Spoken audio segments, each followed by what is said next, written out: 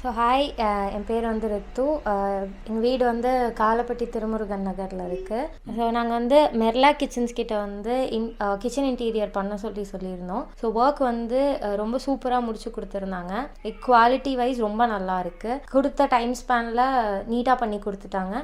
கேட்டிருந்தோம் எவ்வளோ டைம் ஃப்ரேமில் பண்ணி கொடுக்க முடியும்னா 3 வீக்ஸ்னு சொன்னாங்க. அதே மாதிரி 3 வீக்ஸில் கம்ப்ளீட் பண்ணி கொடுத்துட்டாங்க ஒர்க்கை.